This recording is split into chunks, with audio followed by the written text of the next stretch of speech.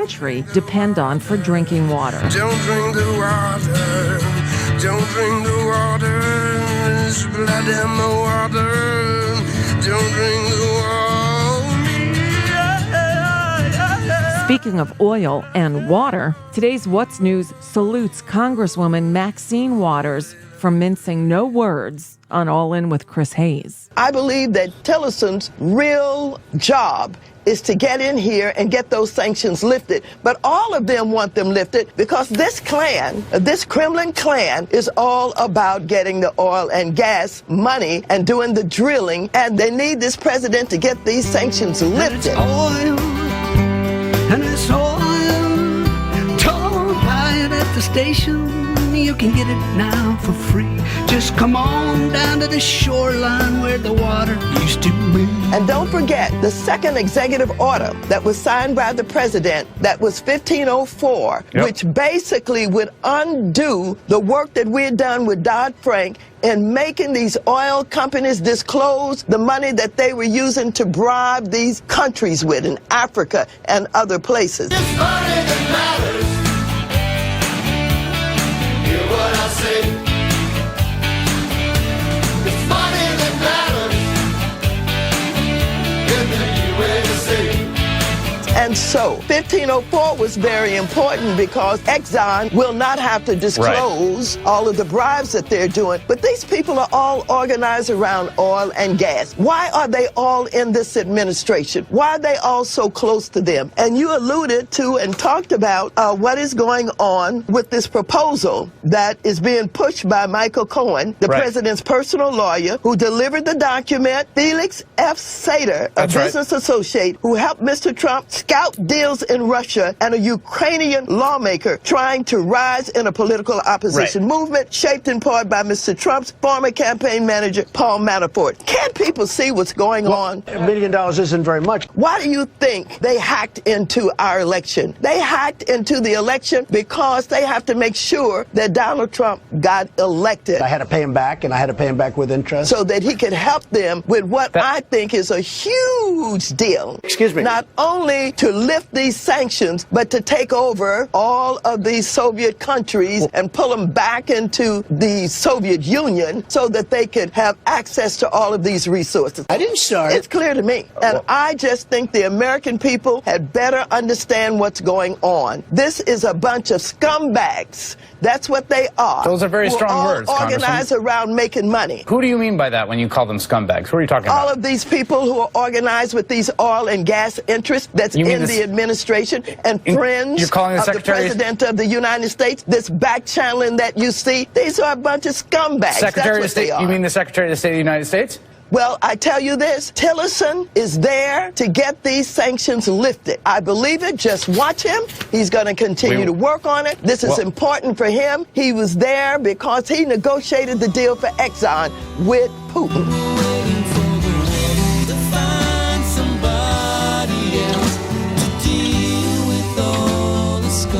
This is a bunch of scumbags.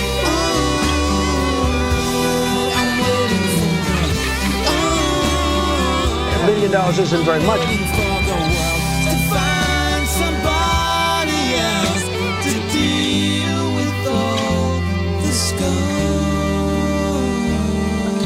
Stand tall, America, and visit resistancecalendar.org and find an event or protest or meeting near you. It's all hands on deck time. And that's today's dose of What's News, written and produced by Nicole Sandler. Hear the Nicole Sandler Show live, Tuesday through Friday, 3 to 4 Eastern, 12 to 1 Pacific, at NicoleSandler.com and on the Progressive Voices Network. Mary had a little man. The fault. We believe that all men are created equal. To the magnificent mosaic that is America. From radio beacon to radio beacon. I have a dream today.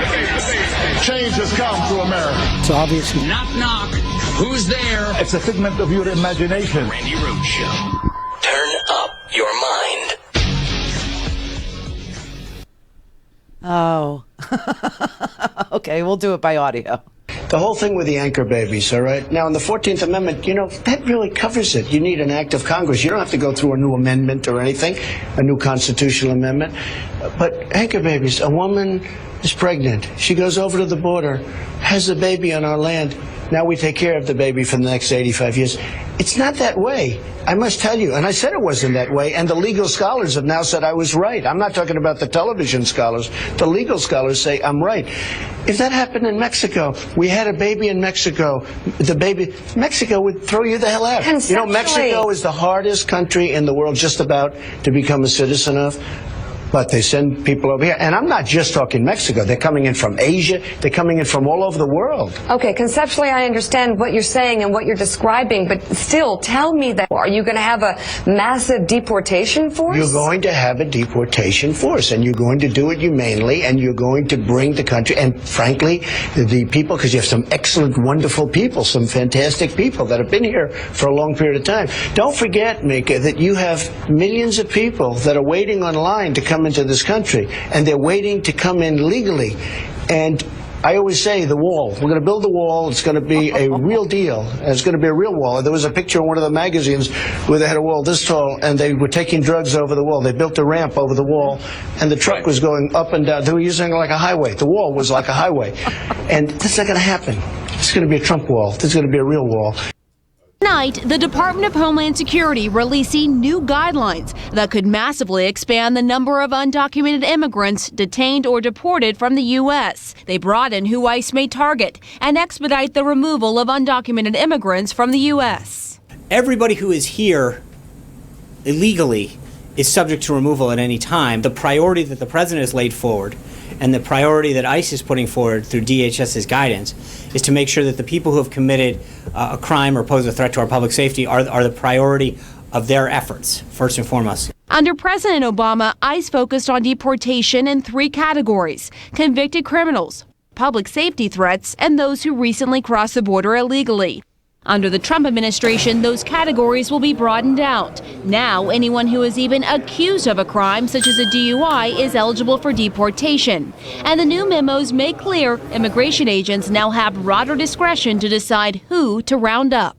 CNN rode along with ICE agents in 2015 when they targeted an undocumented criminal at this auto shop in Chicago, when another undocumented immigrant working at the same shop took off running. He had no criminal background, so ICE let him go. Good luck to you, man. But now, under the new guidelines, that same man could be detained and possibly deported. We're scared. Grayson Martinez was brought to the U.S. from Mexico 20 years ago. The White House says people like Martinez, known as Dreamers, will still be protected under DACA for now. They were brought here in such a way. It's a very, very tough subject. We are going to deal with DACA with heart. But Martinez says she's still unsure what her future holds in the U.S. We're concerned about what Donald Trump means for our family. Will it mean that we will be separated from our mother, just like we were separated from our father 9 years ago? Holy crap, man. Okay, listen, obviously this is racist. And what's even worse is Trump just likes to screw with people. So he's going to have a really good time doing this. Let me tell you what these 2 guidance letters that General Kelly, oh my God, issued, okay? Virtually everyone who is in this country without documentation is now eligible for deportation, and some in an expedited fashion. These 2 memos that were signed by the Secretary of the Department of Homeland Security, General John Kelly, say that no class of people are exempted. And basically, this cruel policy goes after everyone they can. Everyone they can. Now, just like in that CNN report right there, immigration raids under the Obama administration were limited to national security threats, obviously, dangerous criminals, and recent arrivals, people who were here for less than 14 days. So now you can go after any undocumented person, either convicted of a crime, charged with a crime, or if the agent, who will now be deputized local police officers and sheriff's departments, if they imagine that you could commit a crime or you might commit a crime, this is like the Minority Report. This is like that movie with, they can predict, that you will commit a crime. Well, if they decide that you will commit a crime, or they feel that you're likely to, or they just don't like you, or they're just racially profiling you and you say something they don't like, or you do something they don't like, just like, Chicago. Okay, Chicago, I pulled the Chicago police report that was completed just before Obama left the administration to show you that in Chicago, these police officers were poorly trained, beginning with the police academy. The videos that they were shown for use of non-lethal force like tasers was inappropriate, incomplete, and police officers did not feel secure using the tasers, and so put themselves in jeopardy because they got trained wrong, but that they were profiling racial minorities. They were profiling in Chicago on purpose. They were profiling African-American kids, men, and they were profiling Latinos, and now, they weren't able to do anything except chase them on foot, sometimes shoot them in the back, and they weren't able to do much, they were shooting at cars and killing people that way, but they couldn't deport you. Now they can. And because they're so well trained, I'm sure they won't make mistakes and deport American citizens, although that has happened too. So Obama's focus was on national security threats, dangerous criminals, and recent arrivals. But now you're going to have all these deputized people with no experience in border control, with no experience in immigration, customs enforcement. If they think that this person, is likely to commit a crime or will be somehow able to be presented with a chargeable offense, meaning the local police now will be wasting their time going after mommies and daddies and neighbors, and they'll get tips that this guy speaks Spanish, just like they did in Joe Arpaio's time over there in Maricopa County, Arizona. That's what they'll be able to do. And so it becomes very easy now, think about this, for gang members and traffickers and violent criminals to evade detection because they're criminals and they know how, and the police are going to be very busy asking mom and dad for their papers, please. Now, I will say about the Dreamers, this is going to become a nightmare. I got to tell you, and there's 740,000 people who are Dreamers, who registered with the U.S. government, who gave their address and telephone number and where they go to school and if they have a job. These are children. You understand? They're children. Deferred action against children. DACA, okay? So these children now, while the president and Sean Spicer have said, well, we'll work on them later, and in these guidance letters, they do say, well, we'll work on DACA later, we'll work on these kids later. The actual memo, if you read these two memos, there's a portion of this memo that says, in the enforcement memo, it says, quote, the department will no longer exempt classes or categories of removable aliens from potential enforcement. That means that for the 740,000 Dreamers, they are now living inside of a nightmare because they went with the protection of the government. They went and they registered themselves. They're undocumented, but they're children. So despite Trump's expression of empathy, DACA's the hardest thing I deal with. It's like really, it's a tough one. It's a tough one. It's a tough one. You're talking about people's lives. It's a tough one. So despite the intent, his expression of empathy, his memos say otherwise. The memo says no one will be exempt. So at best, they could tell the kids that they, that they pull over, or that they, threaten, or that they scare, or that they terrorize, this law enforcement with nothing better to do. They can tell these kids, well, we'll get to you later. Go ahead, you've been warned. Talking about breaking some kid's spirit. Jesus, my God. And of course, deputizing the local police. What a smart thing that will be. Here, let's just pull the Chicago article. This is the Chicago Tribune that I guess January Okay, this was January.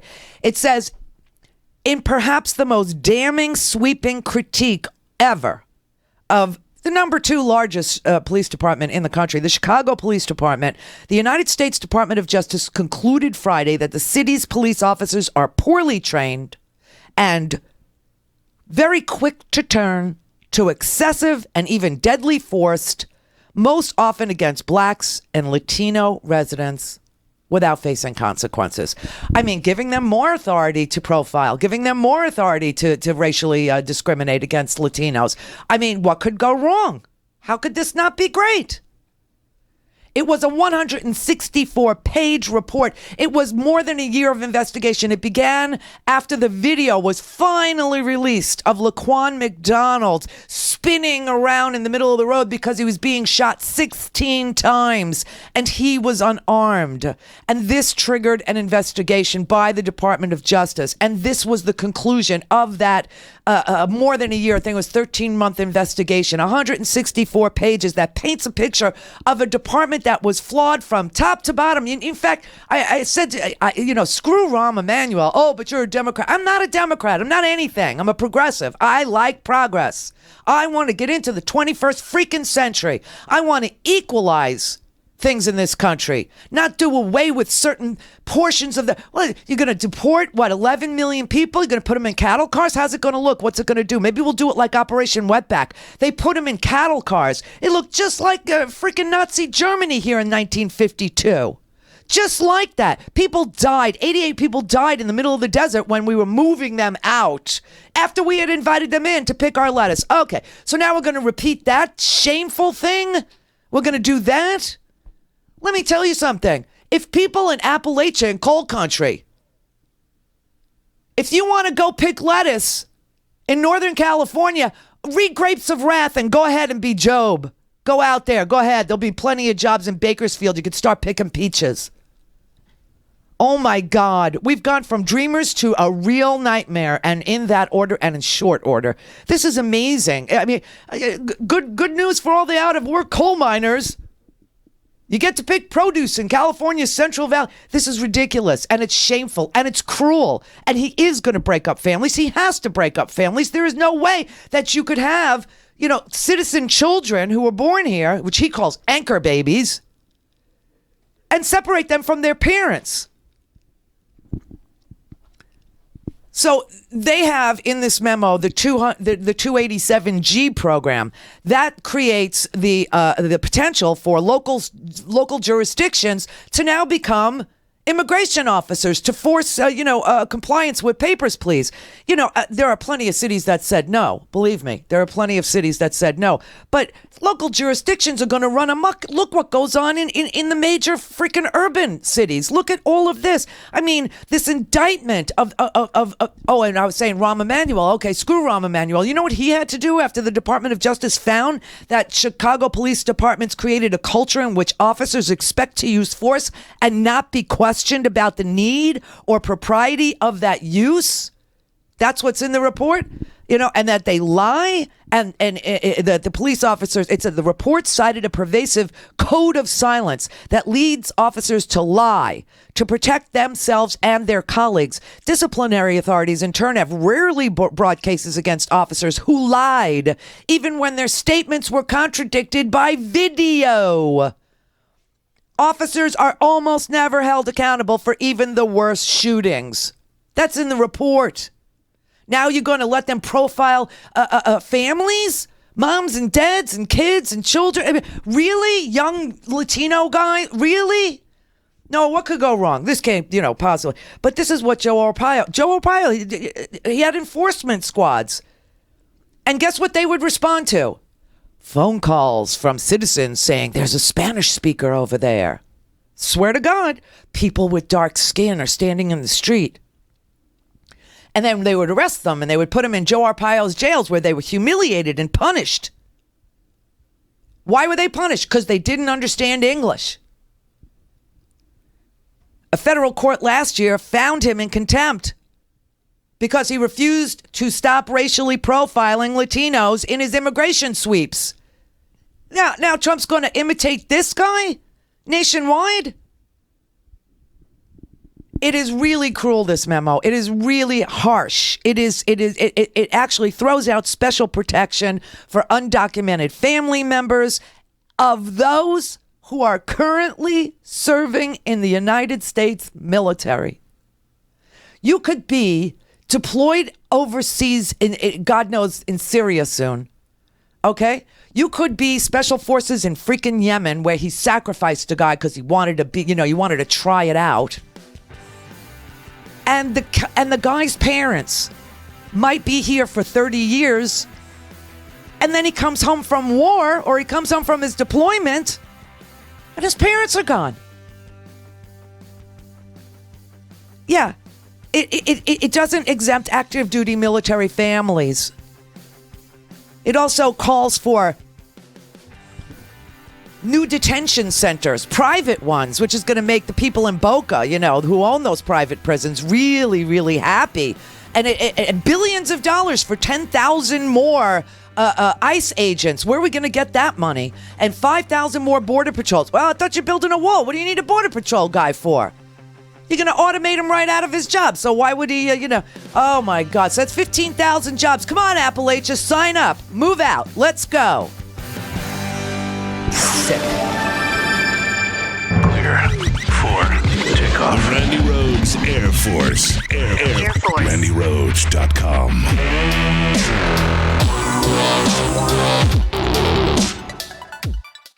Now that Trump's moved into the White House, I know.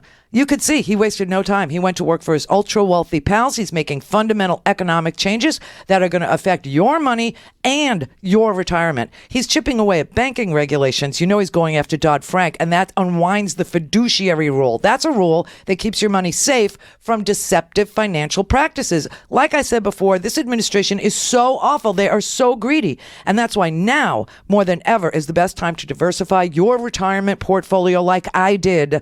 Gold's low correlation with stocks and bonds can help you in times of uncertainty. Call my friends at ITM Trading. Get a free gold kit. Learn why gold survives every government, every currency, every economic crisis. Call ITM today at 1-888-OWN-GOLD for guidance from their precious metals experts. They've helped thousands of people just like me buy gold and silver coins and bars, and they can help you too. 1-888-OWN-GOLD. Call 1-888-OWN-GOLD.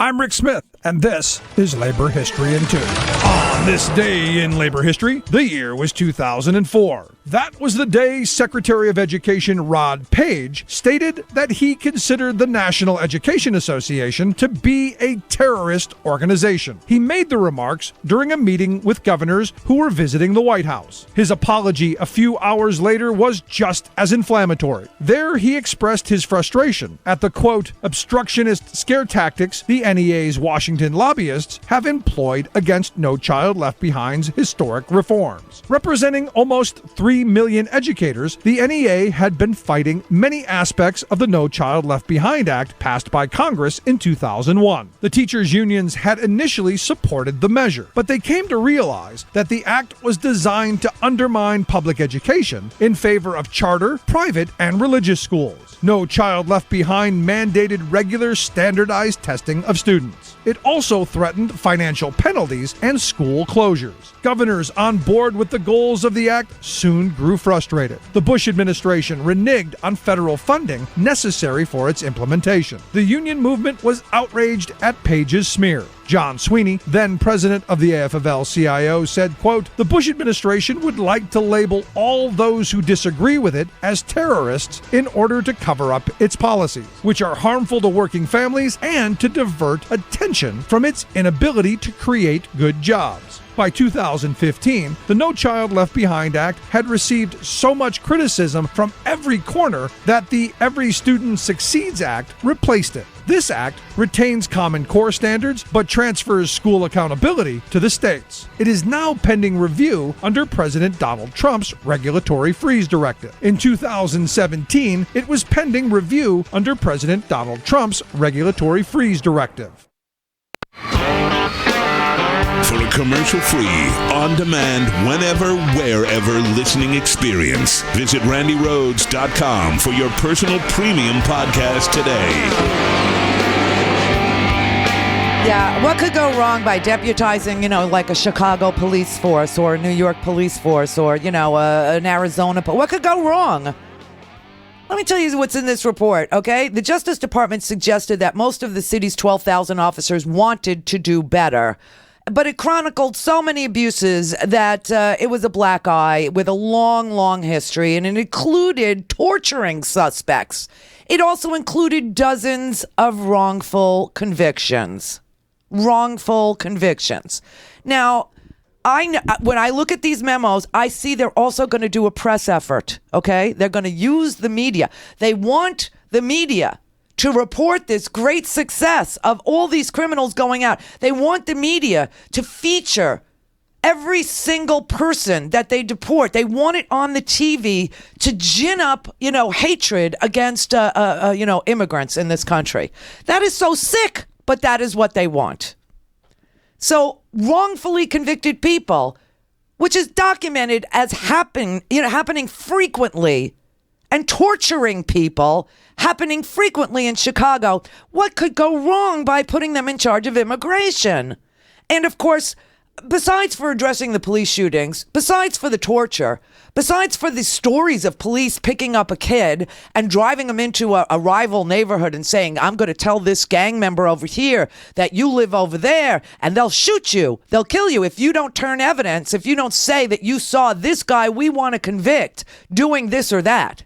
We'll just drop you off in a hostile. I mean, it's unbelievable. But besides for that, it dealt with other police issues, such as how officers target minorities for enforcement and treat them badly and unconstitutionally manhandle even children and holding them.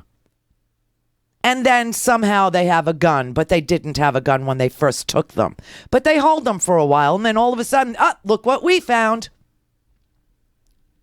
One of the key findings echoed a contention Black and Hispanic Chicagoans have made for decades, that police unfairly target the minorities. The report said investigators had serious concerns about the prevalence of racially discriminatory conduct by some Chicago Police Department officers. It said that the Chicago Police Department has used force almost 10 times more often against blacks and Latinos than against whites. And at the academy where they were trained, they went and they looked at some of the training videos that were made 30 years ago. And they said, these are inconsistent with current policies. These are inconsistent with your own policies. How are you training these officers in use of force or profiling or anything with these 30-year-old videos that don't comply with your... So Rahm Emanuel, who obviously sat on that Laquan McDonald video for a year, so, no, there is no safety here. It's not like, a Democrat won't do it. He did it. He sat on that video for you. He had to sign an agreement with the Department of Justice. He actually had to surrender himself. I don't know why they didn't remove him from office, but they didn't. But the report said that while Emanuel had widely expanded the department's stock of tasers, too many officers have been run through training programs too quickly without proper curriculum, staff, or equipment. As a result, according to the report, officers are uncomfortable with how to use tasers effectively as a less lethal force option that the skills training was supposed to teach, and therefore they're putting themselves in jeopardy because they only use lethal force. They're scared to use the taser. They don't know what to do with it because they weren't trained. And Rahm had to sign an agreement to formal court supervision. Rahm Emanuel is under formal court supervision until the Justice Department, which now won't follow through because it's now Jeff Sessions, a racist.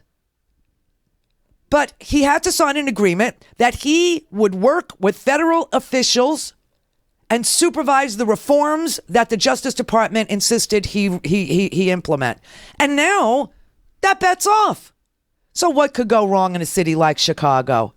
Let me tell you some of the statistics in this country. 79% of all Americans. Now, this is like the gun argument, okay? Remember when 98% of America believed in background checks? And we still couldn't get a freaking bill out of the Senate, still couldn't get the Republicans to do a simple background check at a gun show or online in order to purchase a freaking AK-47 after these mass shootings? They wouldn't do it. 98% of us wanted it done. Okay, 80% of America believes in a path to citizenship. 80%. Only 16% are behind this deportation. Now that ought to scare the bejesus out of you. Because when 98% of us wanted a simple background check for somebody to buy a gun at a freaking gun show, the Senate wouldn't act. They're not going to act now either. You know, it's so funny, but they were asking John McCain over the weekend if he thought that the Republican Congress could hold Trump accountable for his enrichment of himself with these foreign deals that he's got, as he's still CEO of the Trump Organization. And he said, well, I don't know. And then they asked him, you know, whether or not he would really look, you know, the Republicans would really look into this Russia connection. Would they really look into the hacking? And would they really? And he said, I hope so. And I believe so. But I hope more than I believe. Now, that is a sad, sad thing to say. And that ties right into this new meme that's going on out there that we're faking. We're faking our protests, okay? They're all just fake. You know, it's so funny how they project on us everything that they do, because the Tea Party was fake. The Tea Party was AstroTurf. Sure, it started out as a grassroots movement, but it was co-opted by professional consultants and ex-House majority leaders. Do you remember Dick Armey? Dick Armey, from the House, he was the chairman of Freedom Works and the Freedom Works Foundation. The Tea Party Express, okay? You look at the Tea Party Express groups, right? Sal Russo, he was like the CEO, the principal at the Tea Party Express. He paid himself $800,000 a year. Amy Kerner, the Tea Party Express director of grassroots and coalitions, she made $50,000. Jenny Beth Martin, national coordinator at Tea Party Patriots, that was founded by Dick Armey and Freedom Works. She got $72,000 a year. Freedom Works, Americans for Prosperity, remember them? Americans for Prosperity grew from Citizens for a Sound Economy, which was the Koch brothers. Freedom Works, they pulled in a whole bunch of senators. You know, they pulled in Jim DeMint. You know, this was not real. Matt Kibbe from Freedom Works and Freedom Foundation, he made $308,097 according to the tax filings. He was chief of staff for Representative Dan Miller from Florida, and also, you know, Dan Miller sat on the House Budget Committee. But he worked for Lee Atwater way back in the day. That's who Matt Kibbe is. Lee Atwater, you don't remember? Race baiting. That's what they did. Race baiting. Tim Phillips, president for Americans for Prosperity and the Americans for Prosperity Foundation, he got $252,918 in 2009, according to the tax filings. He joined the Ralph Reed at the Christian Coalition. They made Century Strategies. These people were paid. Totally paid. And after the crack up of Citizens for a Sound Economy, you know, you had Freedom Works said they weren't getting any money from the Koch brothers. But Americans for Prosperity was chaired by David Koch. He was the chairman of it. They're always looking for some mystical connection to people like me and George Soros, who I've never met in my life. Honest to God, when we were back in Air America, oh, that was George Soros' network. Oh, God, don't I wish. God, don't I wish that thing was properly funded. But Mr. Russo, 1969, he was an aide to Governor Ronald Reagan. And he went on to become a force in California politics for Governor George Deukmejian. Then in the 2008 presidential campaign, he launched another one, Our Country Deserves Better, Political Action Committee. And morphed that into Our Country Deserves Better, and then morphed that into the Tea Party Express. How do you think they paid for all those buses of people? And that's why they're saying we're doing it, because they did it.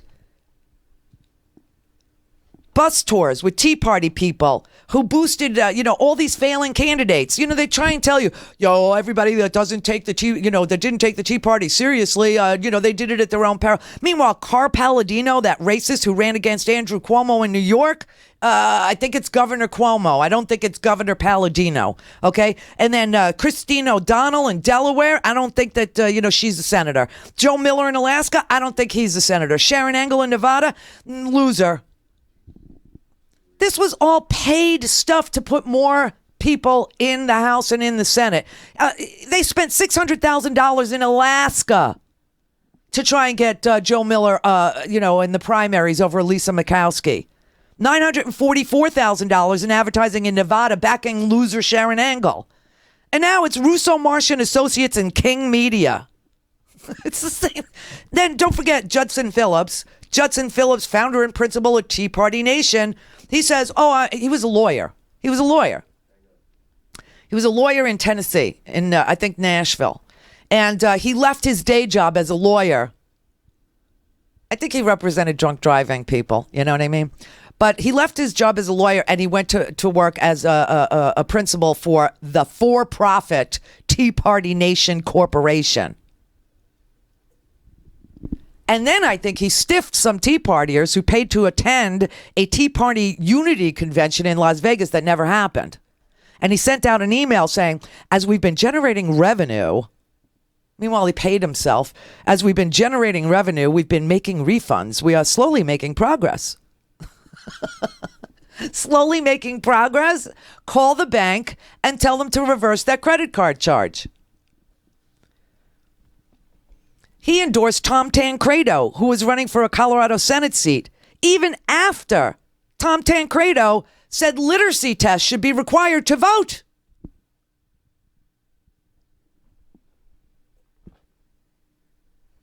Then, if you wanted to go to the Nashville Tea Party Nation convention, you had to pay $549 so that Mr. Phillips could make a profit on this.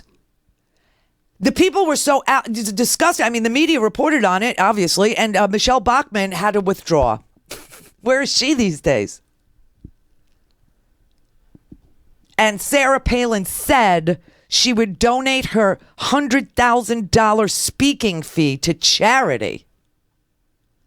What, a halfway house for wayward girls? What was the charity? Yeah, their right-wing social networking site of the same name, Tea Party Nation, that became the next big thing in right-wing media. And as you can see, they went all the way with this bots and these, what do you call them? This fake tweeting where it's just, a guy can sit there and tweet 1,000. It's all automated. Automated, but they have a name for it. It's cyborgs. It sounds so crazy when you say it, but it's real. Cyborgs and bots that can tweet 1,000 times a minute. So it looks like they're more popular.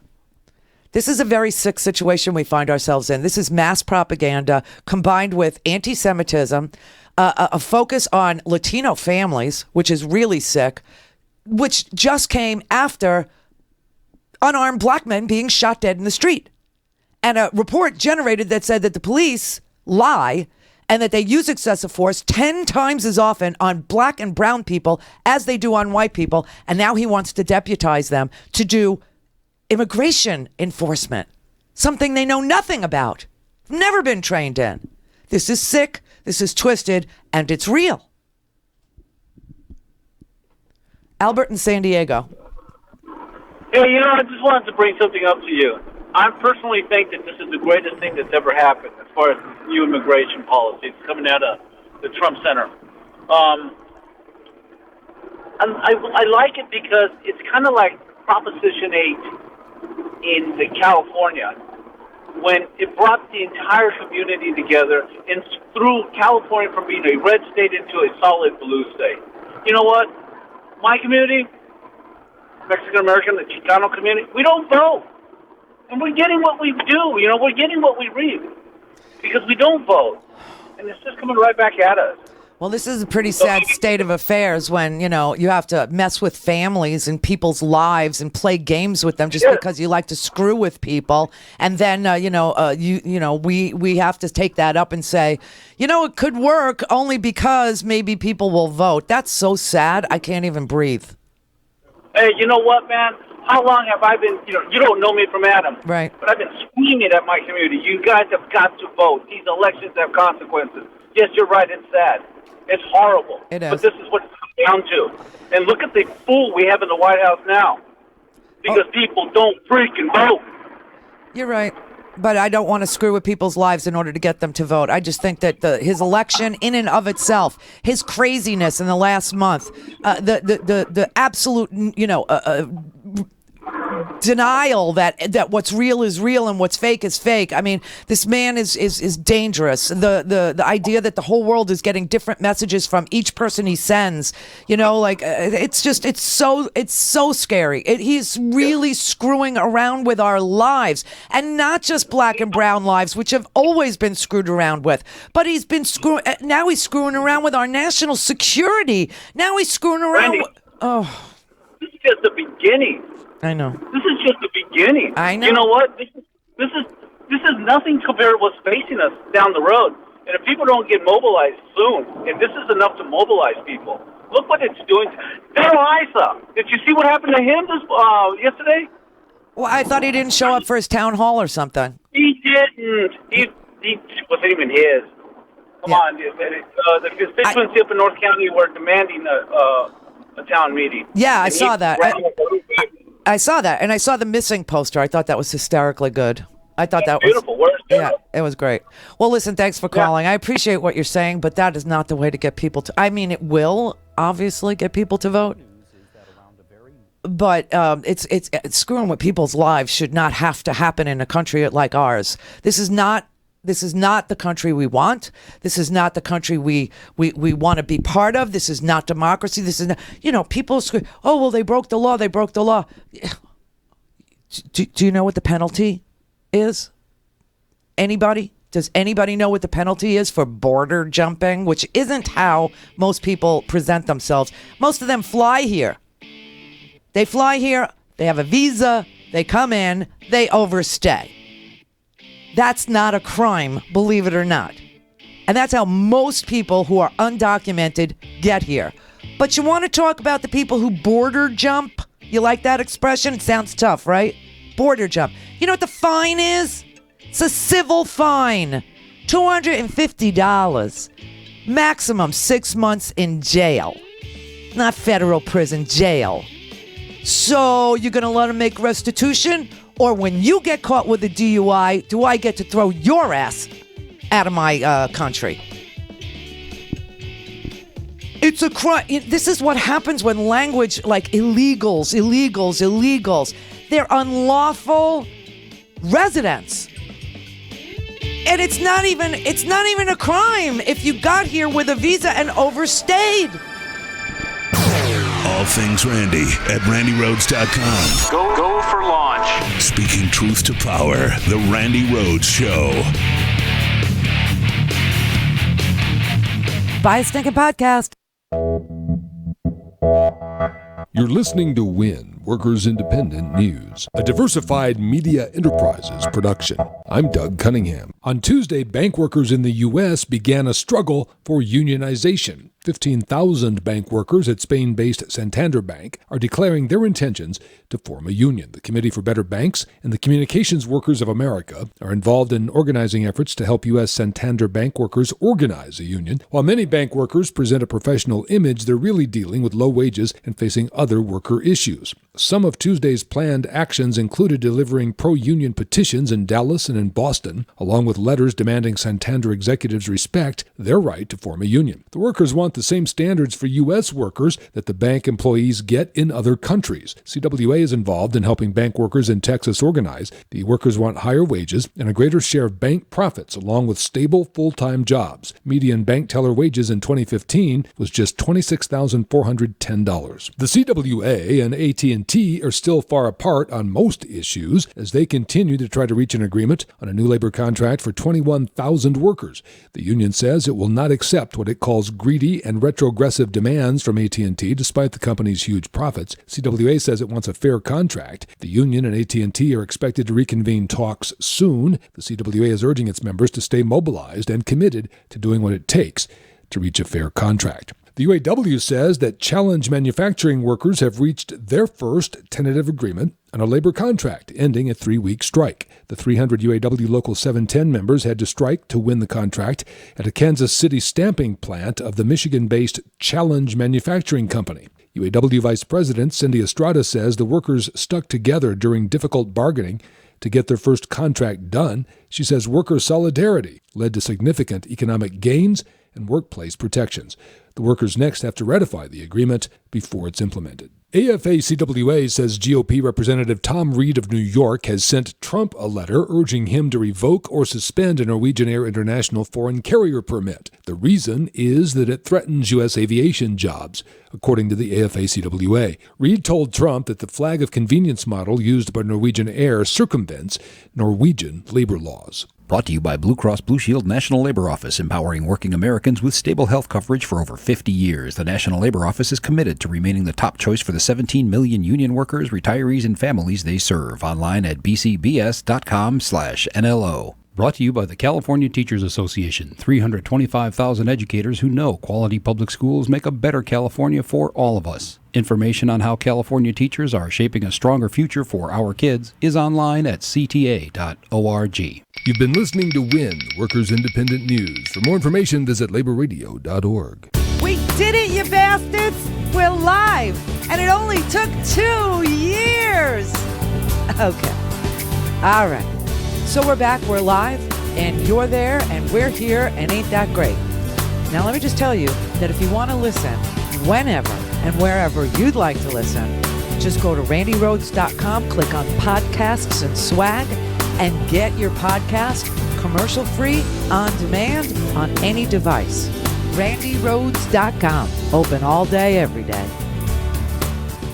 The Randi Rhodes Show is brought to you by our partners at ITM Trading. Call them at 1-888-OWN-GOLD and ask for a free gold kit. 1-888-OWN-GOLD. The Randi Rhodes Show is live on randyrhodes.com and the free Progressive Voices app for Android and iOS. Visit the App Store or progressivevoices.com now. I don't want to rip families apart. I don't want to be sending parents away from children. I don't want to see the deportation force that Donald has talked about in action in our country. We have 11 million undocumented people. They have 4 million American citizen children, 15 million people. He said as recently as a few weeks ago in Phoenix that every undocumented person would be subject to deportation. Now, here's what that means. It means you would have to have a massive law enforcement presence, where law enforcement officers would be going school to school, home to home, business to business, rounding up people who are undocumented. And we would then have to put them on trains, on buses to get them out of our country. I think that is an idea that is not in keeping with who we are as a nation. I think it's an idea that would rip our country apart. It will. It will, Albert. It will rip our country apart, and it's already written. It's gone down to local law enforcement, to police departments and sheriff's departments. Can you imagine this? As guidance that they can now do this, that they can now deport anyone they think might someday jaywalk. All right, Valerie in Central Coast, California. Randi, hi. Hey. Thanks for your show. You're welcome. Thank you for listening. A place of sanity. Yeah, I just, this is just crazy talk. And, it's kind of reminiscent of when you saw the buses go into the egg fields about 30 years ago. That's Operation Wetback under Ike. Yeah, it's crazy. It's and like it was it's all. I mean, I wasn't alive then, but I know about it, and I've read about it, and I've read how shameful it was, and how disgusting it all was, and how people died in those trucks, that they were trucking them through the desert and dropping them off. Donald Trump talked about it during the campaign. He said, that Ike, he likes Ike because Ike did that, and he said they would drop them off over the border and they'd come back, and they'd drop them off over the border and they'd come back, and then they would take them way out into the desert and they didn't come back, and that's what he wanted to do. Well, it's almost like trying to bring genocide to the people. Almost, it's ridiculous. Oh no, it's cruel. It is cruel. Let's use the right words. This is heinous. This is cruel. This is inhuman. This is.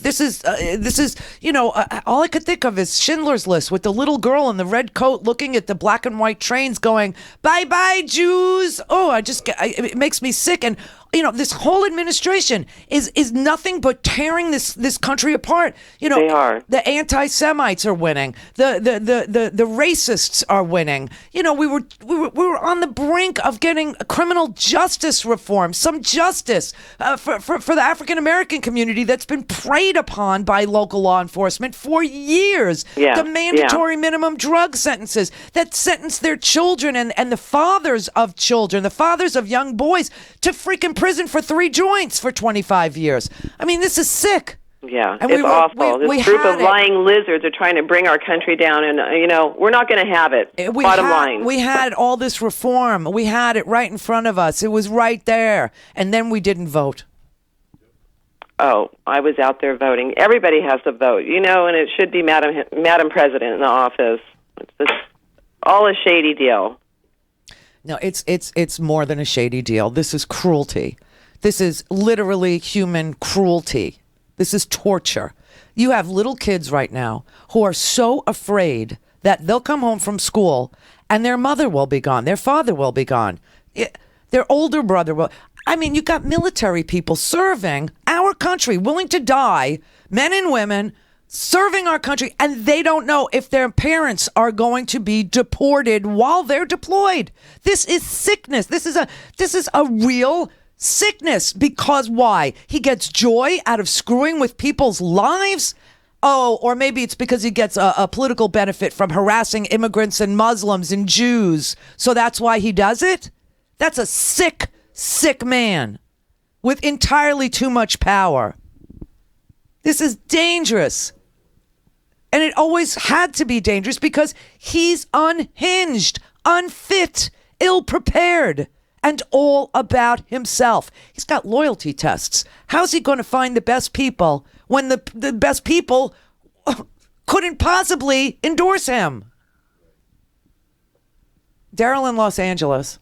Hey, Randy. So grateful for you. When I was reading about the immigration orders today, it really struck me. And unfortunately, I started thinking like Bannon. And I realized what they're really doing is a bigger plan.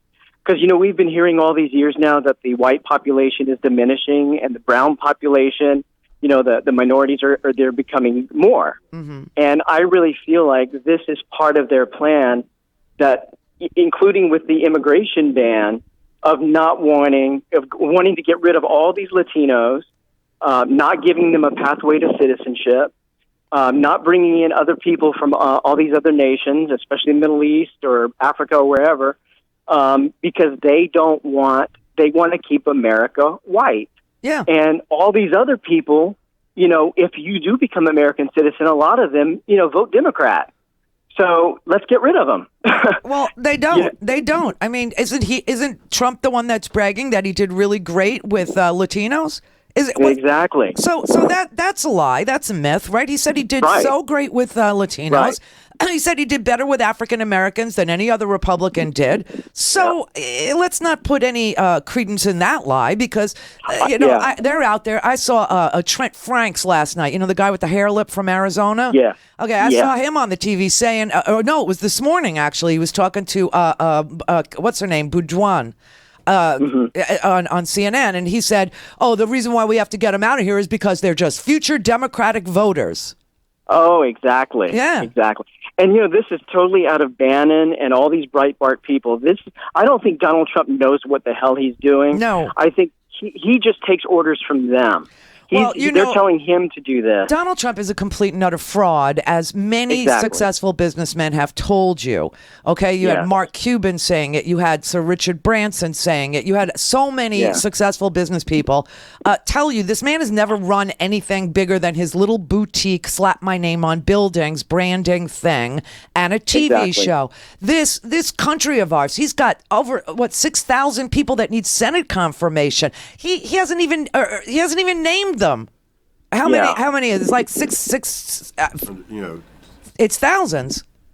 This is the most dangerous our country has ever been, and it's frightening. And there's no one home. That's the crazy. No one. There's no one there because these people haven't even been named yet. There was a guy I was watching last night who was working at housing under Dr. Ben Carson, and the guy has served other presidents, and obviously doesn't care about politics. He's a bureaucrat, and he was like a senior guy at housing, and he had written an op-ed back in October that he didn't support Donald Trump, and here's why.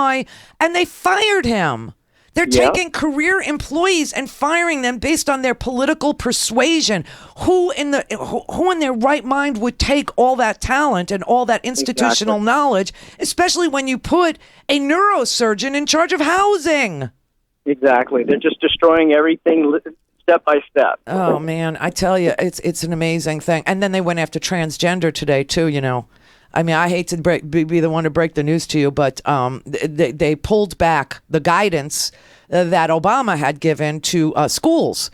Obama said that under the federal law, Title IX, no discrimination based on sexual orientation, and that schools were to accommodate transgender students by allowing them to go to the bathroom that they identified with.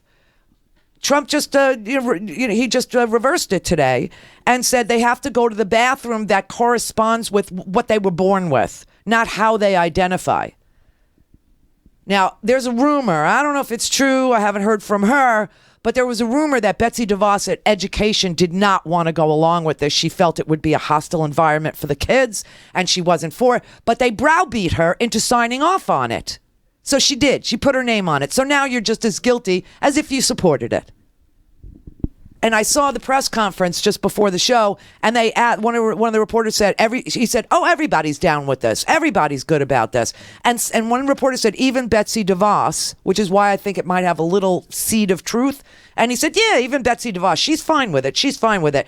So if she didn't want to rescind the guidance to schools, she signed off on it. So now you're just as guilty as these crazy Jeff Sessions racist, and you're just as bad as we thought you would be. And they say, oh, it's because of a court case. It's because of a court case. Yeah, you got a kid. His name's Gavin Grimm.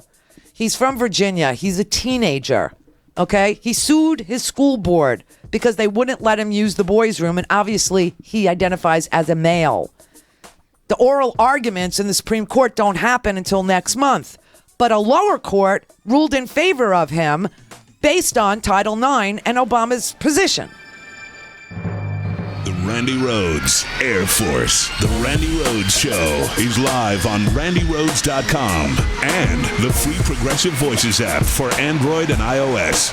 Visit the App Store or ProgressiveVoices.com now. I love me some beef jerky. I do. I love beef jerky. People make fun of me, but if you're a jerky lover, you know we're real picky about the jerky. You want big protein, big flavor, big packs, and very little carbs. And that's why my favorite snack is jerky, but you can't get the best stuff at the gas station. You can't even get it at the supermarket. You have to order it online from the best purveyors of jerky I've ever found, Herky Jerky. Herky Jerky is the official snack of the Randi Rhodes Air Force, and it comes in elk, buffalo, beef, and bacon. Oh, yes. Bacon, hot, mild, 14 other incredible flavors too. And right now, get $6 off your order of $50 or more. And these aren't little 3-ounce frou-frou bags of jerky. These are big, beautiful, nearly 1-pound bags of fresh, delicious, perfectly spiced jerky that bites and chews like homemade jerky should. Go to herkyjerky.com and buy your 12.5 or 2-pound pack and take them with you everywhere. School, work, camping, or just stick the sticks in your bag for quick protein that feels and tastes like heaven. herkyjerky.com.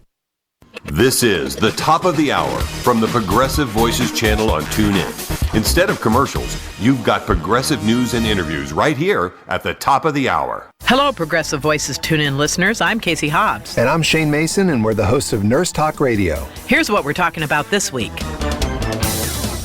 Shane, we have a great show today, and we'd like to take a moment to thank all of our listeners on Progressive Voices Tune-In and all of our broadcast partners.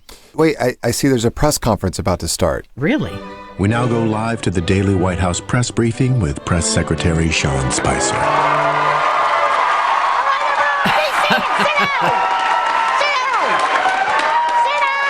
right. First of all, I'd just like to announce that I'm calm now. And I will remain calm as long as you sons of... I'm not going to do that because that's the old Spicy. And this is the new Spicy. And I have been told that I'm also to cut back on the gum chewing, so I am now limiting myself to 1 slice a day. I'd like to begin with the president's schedule. 3 p.m., President Trump is going to meet with the leader from Central Asia, President... Oh, boy. Almabek Atamad-Yemedbey. Okay, to discuss the unrest in Kazakhstan. Specifically in... Jesus.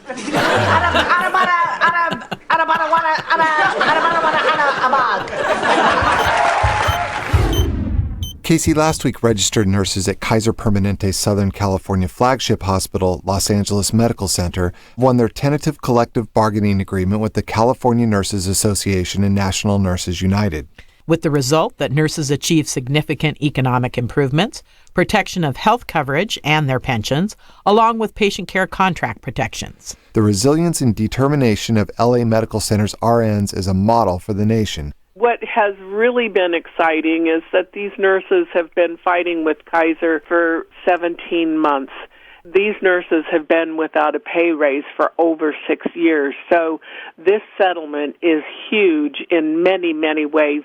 One of the key provisions is that there's no mandatory overtime anymore. When you have an 8 or 12-hour shift, you go into work and know that they can't make you stay in on your job any longer than you were committed to doing. One of the other key provisions for patient care is that there are floating restrictions so that new graduate nurses cannot be floated to units until they are thoroughly oriented and they can provide care for patients in other units. Those patient protections are key.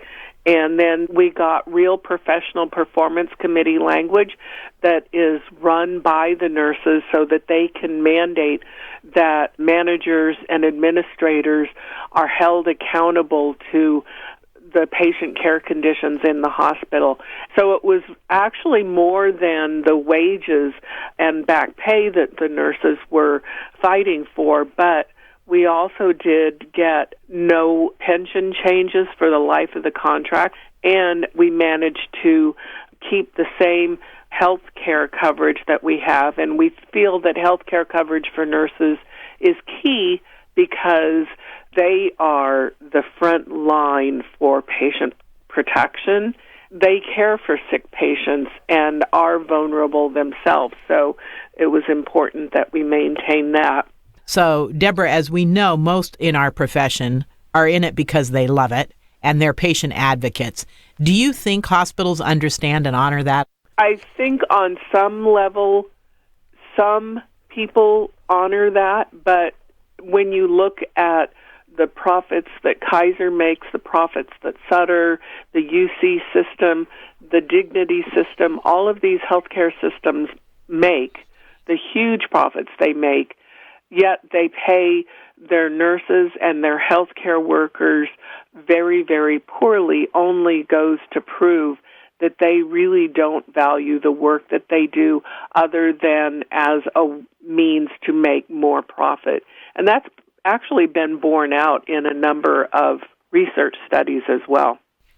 Yeah, and we just want to point out that for those of you, and I'm playing devil's advocate here, that say that the nurses were in this strike for their money, there was a lot of patient care concessions that Kaiser gave here to ensure that when you're in the hospital, you are treated with care and respect and you get well. So it's not just about the economics, but also I just get tired when people say that, because there's nothing wrong with nurses wanting to make a good living wage, and you want your nurse to be rested and comfortable and to be able to take care of him or herself. And they can't replace us with robots. No. I mean, it's not for lack of trying, True. but they actually need people that are constantly using their professional judgment to evaluate treatments and evaluate the care that's being provided for the patients and evaluate the medications.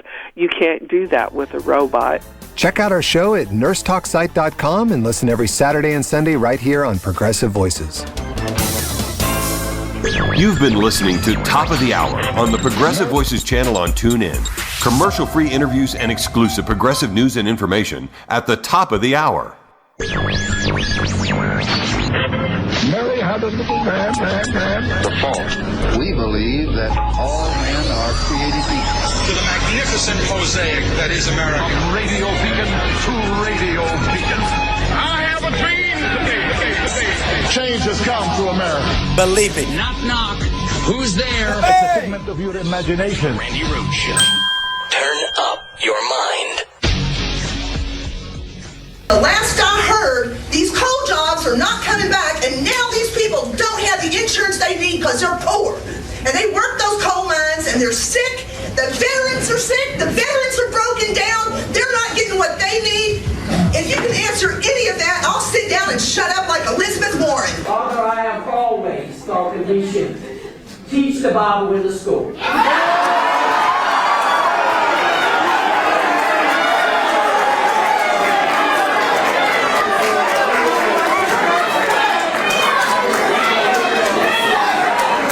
If you saw that there was overwhelming evidence that a foreign country was meddling in our elections and meddling with our democracy, if you would expect your senator to go to work every day and work vigilantly to get to the bottom of that. Mike Pence is like the most decent human being I've ever met.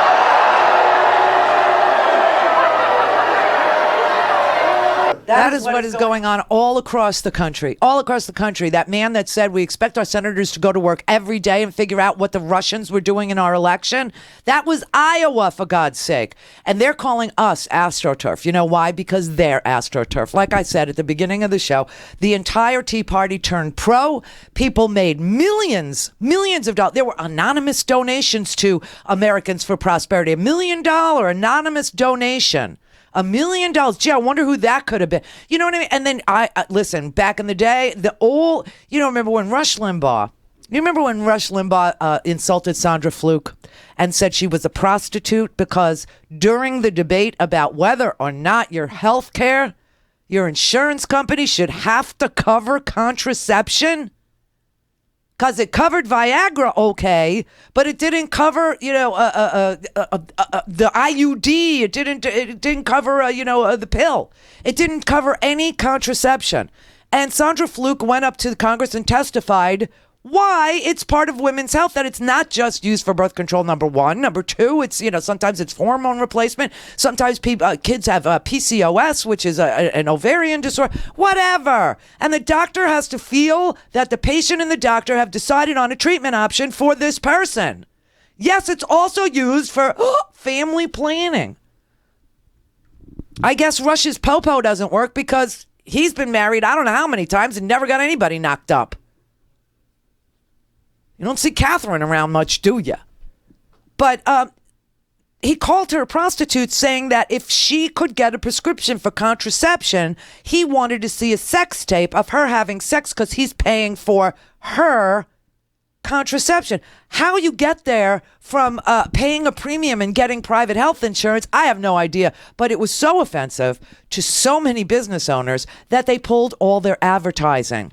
Now, here's the dirty little secret, and I hope you'll understand it once and for all, because I've tried to explain this so many years in a row. It's sickening. When you have a stable of talent, as the company that I worked for did, and the company I worked for also employed Rush Limbaugh, Sean Hannity, Glenn Beck. I was the only person that sounded like me and the only person that looked like me. You know what I'm saying? They sell advertising across all the 95 shows. They make a package deal for a big, giant price, and they promise the advertiser that their ads will air across the shows. See what I mean? Instead of selling each show 95 different times with a salesman, one salesman sells across the show and brings in big chunks of change. Well, when he did that with Sandra Fluke, I can't tell you how many advertisers left. And because that's the way they sold it, I lost my advertisers. So I had to go back out there and talk to each one individually. This is what I'm telling you. So I was the salesman, and I had to go out and I had to talk to all those people that you buy flowers from and teddy bears from and pajamas from and backup for your computer. I kept going out to dinners and lunches and everything I could say. Listen, I have nothing to do with that, and kept myself going. But Rush didn't do that. Hannity didn't do that. You know where they got their money? FreedomWorks. They got their money from the Heritage Foundation. They got their money from Tea Party Express. They got their money from Tea Party Patriots. They got their money from all of these political organizations. Super PAC, or they weren't super PACs. They were regular PACs that could make anonymous contributions. So you had, $1 million from this person over here and $1 million from that person over there. Gee, I wonder who these people were. And they only bought those shows. And that's how they support themselves, because the Tea Party was fake. And that's why look at all these white-haired people. Look at all these people. You've got moms and dads there. You've got grandparents there. And they're trying to tell us that we're the fake, just like they tell us that our journalists, our real journalists who went to college and had to write a thesis in fact-checking and had to, get a master's degree in order to work for the New York Times, in order to work for the Washington Post, in order to work, for the Wall Street Journal. They're telling us that that's the same, or not even the same, that we're lying, but the news models on Fox that have to wear a mini skirt and Louboutins and 8 pounds of pancake makeup and waterproof eyeliner and have to flat iron their hair, they're the journalists. It's so, they're making everybody feel disoriented. They're telling you can only believe, not only, you can't even believe Trump's Secretary of State. You can't believe Rex Tillerson. You can't believe, any senator. You can't believe John McCain. Can't believe Lindsey Graham. You can't believe Burr from North Carolina. You can't believe Betsy DeVos. You can only believe Donald. Only he. That's why you had all his surrogates out there going, that's a question for Donald. You'll have to ask Mr. Trump. It was creepy. And he's standing there saying, only I can fix it. Only I can fix it. And then, of course, the racist tones of the entire thing with the anti-Semitism thrown in. The whole and now the deportation force, and I'm going to build a wall, and the elders of Zion wording, and the tweeting of a Jewish star and piles of money in Hillary Clinton's face. And, all this stuff, it's now real. It was just a campaign. But now he is the president. He hasn't introduced one piece of legislation that would do anything for anybody. All he's done is give guidance that is hurting so many different others. Transgender people today. Also today, the Latino immigrant community who are now living in absolute fear. You know that they have these restaurants now. The restaurant industry is a big chunk of our immigrant population work in the restaurant industry. And they have... what are they? Sanctuary restaurants now. Look at this. This is a sanctuary restaurant. Oh, sorry, I did that. Wait. Immigrant, did you feel very differently before Election Day and then after Election Day? Oh, yes. Are you afraid? Oh, yes. I'm very afraid. There's a palpable fear in the immigrant community, and maybe no more so than in the restaurant industry, where an estimated 23% of its 14 million workers are immigrants, and 1.1 million are here undocumented. You don't know what's going to happen to you. And then you panic. You've panicked? Shock, afraid, frustrating, and then panic. And that keeps you awake every day. That's nice. That's the country that I support. We are a nation of freaking immigrants. Except now we have a president who literally is practicing anti-Semitic, racist.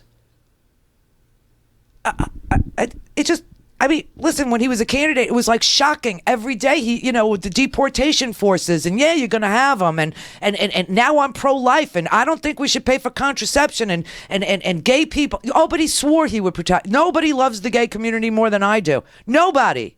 It's very important to me. Believe me. Believe me.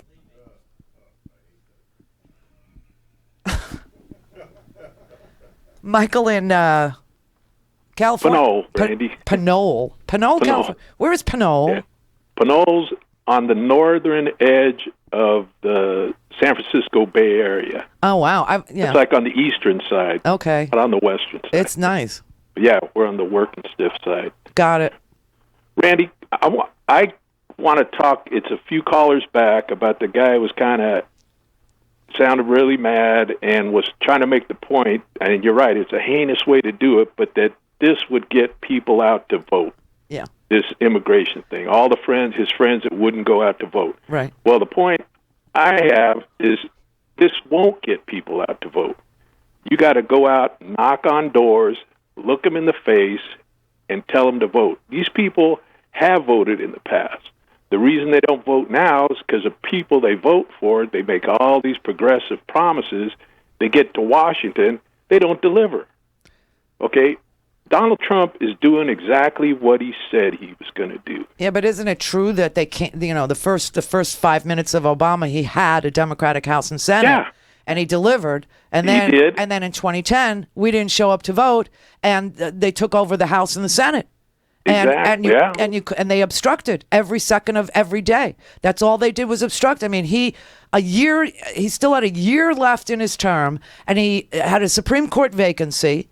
Donald Trump went on TV and said Judge Scalia was killed. Okay, he told Michael Savage, who, by the way, was just up here. Michael Savage was just at Mar-a-Lago this weekend. Yeah. It's very sick. But anyway, he calls into Michael Savage's show, and he says he believes that Scalia was killed, that he was suffocated with a pillow over his face. Okay. And at the same time, the president, then, Obama, was vetting people to fill the seat. And he picked Merrick Garland. And they wouldn't give him a confirmation hearing. Yeah, they stole his seat. So how, if you can't get a Supreme Court justice to be taken seriously, how did you think he was going to get them to repair or fix any of the things that Marco Rubio was able to do to Obamacare? Still to this day, I've watched almost every news report about these town hall meetings, and they ask them, well, what are the people most upset about? Well, currently it's Obamacare. As soon as these deportations start, people are going to go, I live in Nazi Germany. I am watching people be hauled away, and it's really sick. But right now it's Obamacare. And I've not seen one single journalist, not one single reporter put out there that Marco Rubio did away with these what do you call them?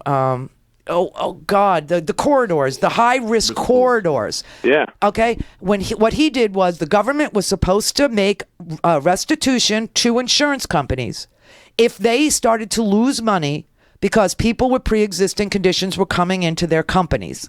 And so the government promised that they would make a payment so that they would go ahead and offer their insurance plans to people with pre-existing conditions. Well, he reneged on that. He reversed it. The insurance companies didn't get the payment, and that's why they pulled off the exchange. Now it's all collapsing. Well, now you hear them go, it's collapsing on itself. It's collapsing on itself. Bullshit. Well, it's not. They go, you got places where you only got one choice. You got 32 plans, but it's only one company, right? So they lie about that. But the reason is because the Republicans voted to stiff the insurance companies after they took all the sick people in. I don't hear anybody telling you that that's the fix for what's ailing Obamacare, is that the government has to kick in what they said they'd kick in, and then you would see Aetna come back. You would see United come back. You would see all these, insurance companies come back. Yeah, Randy, but right now they have Congress and the presidency. How do they get that? They get people to come out and vote, and now they can do what they've been trying to do for the last 30 years. But that's a myth, too, okay? The myth that, an overwhelming majority voted for him. You know what? Yeah. It's a bunch of crap. He won the Electoral College, blah, blah, blah, blah. By 77,000 votes in 3 states. Okay, that's how narrow that margin was. And I'm very upset with people, especially the millennials, who said, I don't watch the news anymore. I'm not voting because I don't know what I'm voting for. I don't really follow it. That's what's going on. That's where we're getting our asses handed to us. Old people vote. In fact, they run the elections. They show up. They're poll watchers. They're the ones that you sign in with. They're the ones that give you your ballot. They're the ones that tell you put it in machine number 8. You know what I mean? They're always there. Randy, I went to that town hall here in Mike Thompson, 5th District Congressman here for us. There was nothing. I'm 64 years old. Everybody in that place was either gray-haired or old, unless they were little tiny kids. That's why I told my wife, where are all the young kids? I see it. Where are all the youngsters? The kids that could really get out there and do something. They need to get involved right now. I agree with you. Are they just so cynical because of what they've seen happen? No, they're so entertained that they don't, right? They can't stop being entertained. If they're not being entertained, then they're sleeping. Then somebody's got to talk to them. You got to get out there and talk to their face. Hey, man, my kid, she's 31 years old. My kid would rather cut her finger off than tell me she didn't vote. Yeah, and same here with my kids, but they've seen me vote all my life. I don't not vote, and I take them down to the poll with me, and now they vote. Right. I know. For a commercial-free, on-demand, whenever, wherever listening experience, visit randyrhodes.com for your personal premium podcast today. Hey, Trump is in the White House. Gold. Yes, gold. It really has the opportunity to do super well. That's definitely one good reason to own it. But did you know that there are a lot of benefits to owning gold? When you have gold in your physical possession, it provides safety. It's a hedge against inflation, U.S. dollar turmoil, and presidential instability. Gold has so much historical precedence as real money that the central banks that run the global financial system buy gold in staggering quantities year after year.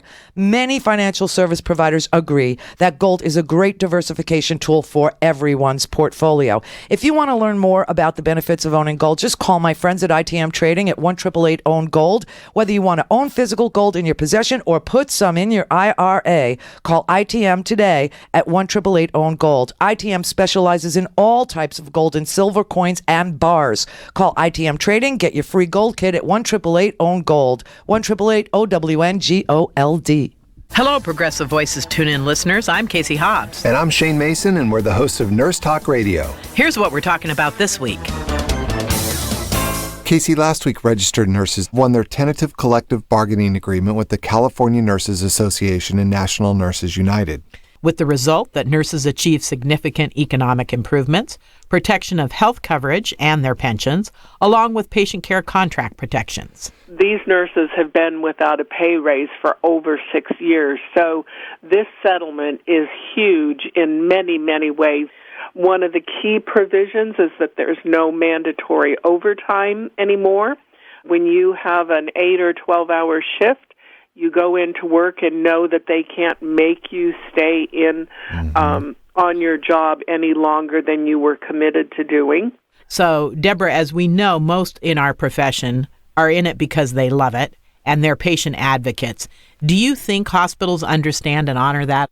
Some people honor that, but when you look at the profits that Kaiser makes, the profits that Sutter, the UC system, the Dignity system, all of these healthcare systems make, the huge profits they make, yet they pay their nurses and their healthcare workers very, very poorly, only goes to prove that they really don't value the work that they do other than as a means to make more profit.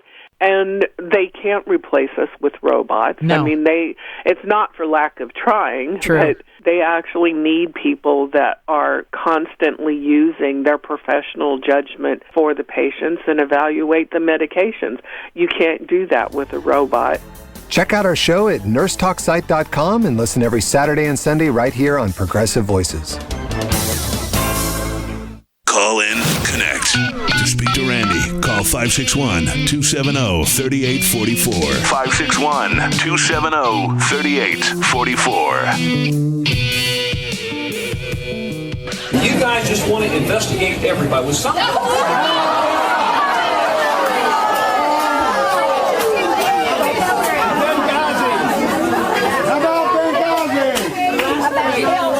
And you guys wasted a lot of money on Benghazi. Waste a little on Trump. Waste a little on Trump. That's West Fork, Arkansas. And, you know, I could keep playing these town hall meetings. There's tons and tons and tons of clips. People are uploading them to the internets, and they're inviting the media in and all this stuff to show that. But when you look, you see that they're your parents, okay? They're your grandparents. There's no kids there. There's no freaking kids.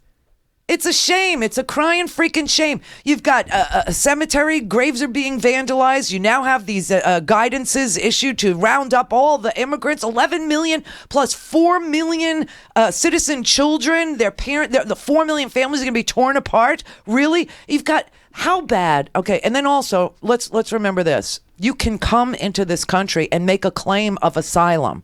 What is that? Well, that means that you're fleeing violence. You're fleeing violence. You're terrified for your life. How bad do things have to be for parents who love their children more than life itself to send their children to a foreign country unaccompanied? That's what's going on with the migration from Central America, where you know I live.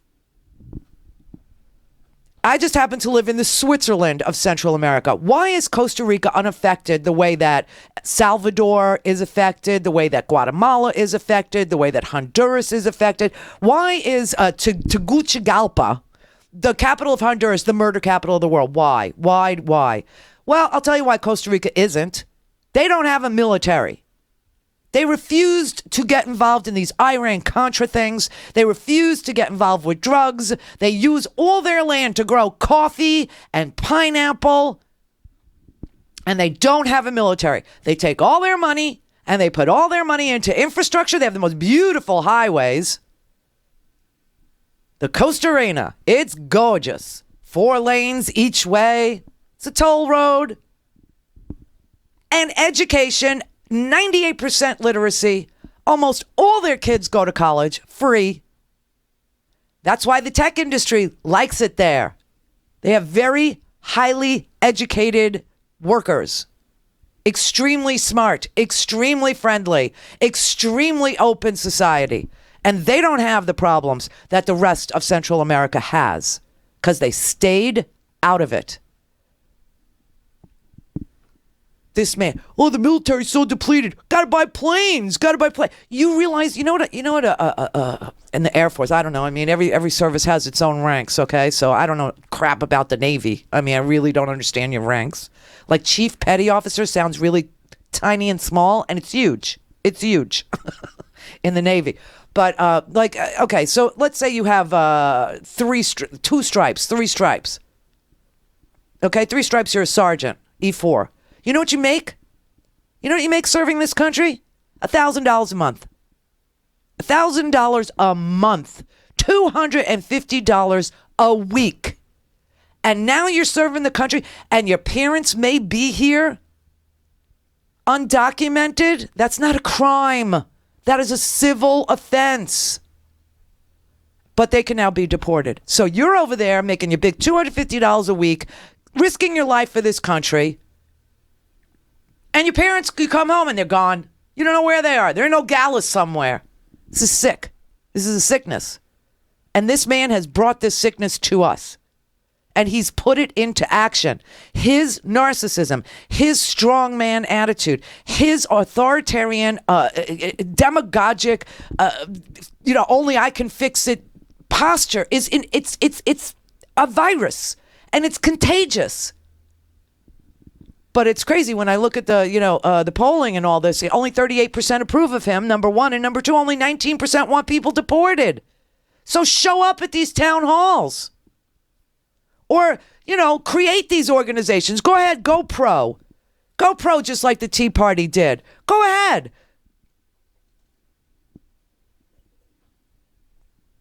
Go ahead, do the Coffee Party Express, whatever the hell Indivisible Express, Indivisible Patriots. I don't care.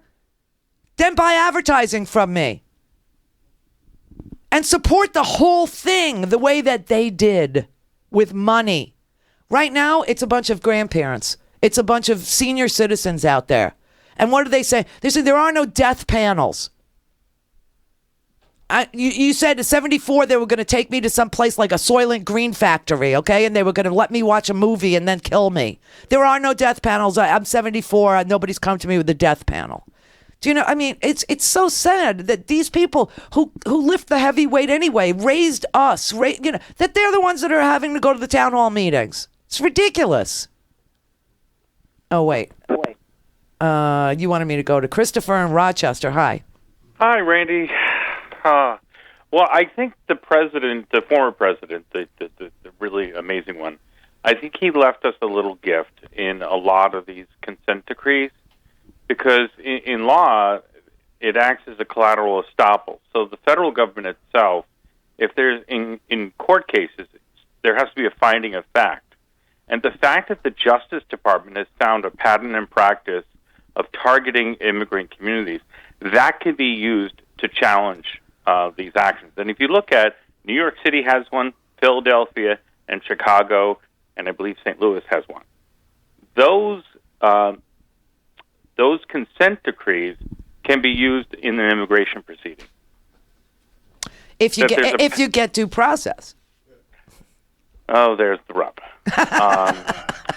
You have to use logic and reason on me. Thank you. But see, that's the thing. Is there is a danger here to due process. The current procedure. I understand what you're saying about the consent decrees, but it gives them permission to ignore them, which a court could rule is unconstitutional. But they want to do it so swiftly without a hearing. And especially immigrants that are caught near the border or who entered very recently, anywhere in the country, though. We had this up in New York State where I am. We had 10 people who were Somalians. We have a huge Somalian population in Rochester. Right. And immigrants. And there was 10 folks that crossed the border to get into Canada because they were so fearful what was going to happen here. Right. And, I mean, this is frightening. And the thing that scares me with the deputizing people is in Rochester we have a sanctuary city, but right outside the outskirts we have the county, which is completely conservative, with a sheriff's department that's completely in support of Trump. And so you will have these liberal cities who are then literally circled with these conservative law enforcement officers. These are the same people that I go to, a local bowling alley. I hear the language these cops who are off duty who are using about the population that they're serving. Right. And it's disgusting. Well, it's a culture. There's a culture there because, they're never held accountable for any of the violations. They lie for each other. And when they're found lying for each other, nothing happens. Nobody is ever held accountable. This is why it was so important in the build up to this election that people understood what was really on the table. And we were about to do justice reform. We were about to, we just finished the investigation into the Chicago Police Department and realized that, these cops were, using lethal force 10 times more often against black and brown people than they were against white people, that people were unarmed and they were planting guns and all these things. And we were so excited because, the next president was going to come in and appoint a decent, attorney general, or Loretta Lynch would stay on. And, she had done this big investigation. And, guys like Rahm Emanuel had to sign, decrees with the court that said that, he would stay mayor, but he would have to report to the court that he was implementing these reforms, and then all of a sudden we changed presidents and everything is, back to, 1954. It's disgusting. It's us versus them. And whenever it gets down to that, it's always the them that ends up hurting us. Always. We're going to cut our nose off to spite. Do you really think that deporting unaccompanied children from Central America is going to solve any problem that we currently have? I got something better than this. In Rochester, we have people that are on Medicaid who are senior citizens who their green cards have lapsed.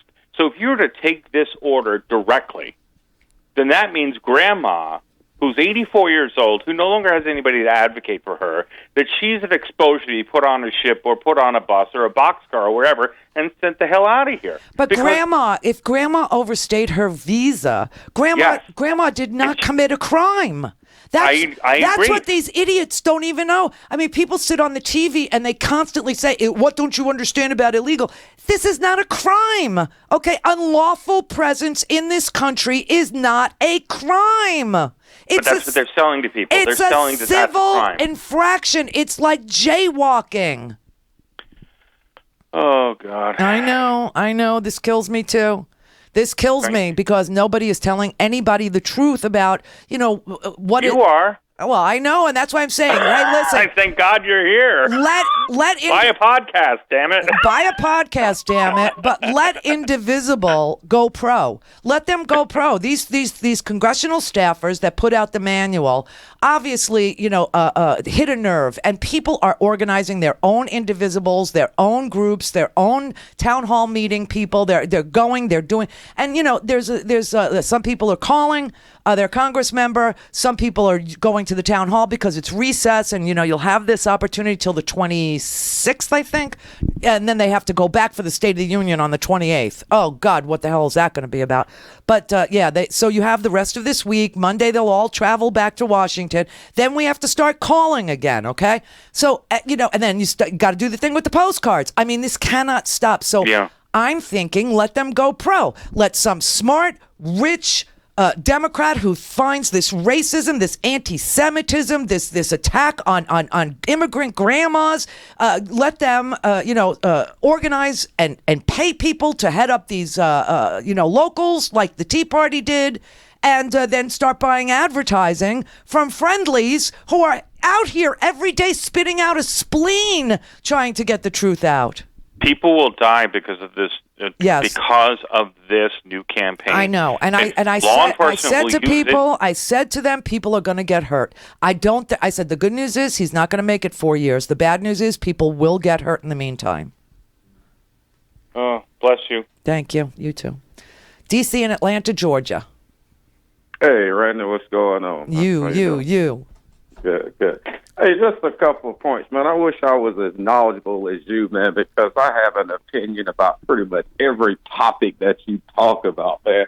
But I just don't understand, even if people did not agree with the immigration status or what's going in the immigration, how could you co-sign on this policy of what they're doing to this family and these communities? Where are the so-called Christian leaders that's supposed to be caring about the poor and the ill-forgotten? Well, for those Christian leaders, and not the prosperity Christian movement, but for those Christian leaders, the real ones, I invite them to do this, to organize, to do what the nuns on a bus. Let's do it. Right. Let's go for it. Let's remember that there's a difference between like an AME church and a prosperity church. Right. Okay. You got your Jim Bakers out there and your Jimmy Swaggart types and your prosperity preachers that are on the TV saying, send me $100 today so I can pay these bills, because I'm telling you, you can't be a Christian without taking action. Right? Okay, so and again, set them aside. Set them aside. I'm talking about the leadership. I'm not talking about the herd. I'm talking about the sheep herders, because you know what they're all about. I do. But getting back to these people, while we cannot get involved, but even for the people that felt that Obama was the reporter in chief, I have no idea at what point in this campaign where you thought that this particular man here was going to be any better than Hillary Clinton, or immigration or on any issues that concern anybody that's not multimillionaire or in this case probably a billionaire. But the problem that we're having problems with the gerrymandering of this company, the campaign money in this company, the voter suppression. I mean, this Kobach dude in Kansas should be in jail with all this cross-check nonsense that he is doing and gotten 30 states to adopt it. But the two main things I think, Randy, is we are not getting out to vote. We are dropping the ball in these midterm elections. You get halfway excited about presidential elections and you go out and vote and you get them in, not realizing you need to stay involved in the midterm to get this person on their side with the policies that he is trying to adapt. And we dropped the ball. I mean, I'm so frustrated with the Democratic National Party. I'm here in Atlanta trying to find some information about them voting for the DNCC leader, called 7 different extensions for 2.5 hours. Wow. Could not get a hold of anyone by phone at the Georgia Democratic National Party because how are they letting these Republicans continue to hijack these messages when 50, 60, 70, 80% of the American people believe in what they're saying in? I just don't understand it. And that's why they're not getting people motivated to get out and vote because they freaking dropped the ball, man. Yeah, I know. And the voters are as well. Yes, I agree with you. And, there's a lot of problems with this whole party thing. There really is. Right, all this party, man. All I heard this you party say earlier, I'm not a Democrat. I'm a progressive. I'm tired of living in this old backwoods redneck state where you just making no progress whatsoever, just steal stuff and looking as backwood hicks down here, man. Yeah, and that's why I want an outside force. I like this indivisible. I like that it touched a nerve. I like that people are activated. I like that they're thinking of new things to do. I like that they're going to the town hall meetings. And I know that after the town hall meetings, after recess is over, I know they're going to start calling again, which is good because the only time Congress members get scared is when the people show up. This is what scares them. And they think Democrats don't show up. They think progressives don't show up. They think progressives are millennials and millennials never show up. But we have to send, tonight there's the big debate on CNN between Keith Ellison and Tom, what's his name? Tom Perez. Yeah, Tom Perez, the former labor secretary, to see who gets to be the leader. I don't care. Can I just say that? I couldn't care less. I just don't care. I think the party is so disappointing that people stay home because it's the Democratic Party. I swear to God, Bernie was onto something with the Democratic Socialists. He was onto something with a progressive movement. He was onto something when he spoke plainly, when he spoke like I do, like a guy from Brooklyn. That's right. And honest to God, if our system in the Democratic Party, Democratic Party wasn't so screwed up. I mean, that clip you played on Hillary Clinton. How could you not have gotten a professional to, form that into a message, and how could not an American understand that message? Well, it is interesting. I did reach out to the Clinton campaign, not me personally, because I don't think they like me very much. But I did, They still have a grudge against you, man? I don't know. I honestly have never. The last time that's the problem. If they are ignorant. If the last time I was ever in a room with Hillary Clinton was 2003 or 4, and she, we hit it off. She's very funny. I'm funny. We got along great. Blah blah blah. But it was all about money. Oh, we'll raise money. We'll raise money. We'll raise money. We'll raise money. I was talking about messaging when I reached out to this campaign, this current campaign. I did it through somebody that they would respect, and I said, get the message to Jennifer Palmieri and to the communications people. They're killing them on the internet. These things killing them. I said these things. They got bots. They got cyborgs. They're tweeting out 1,000 messages.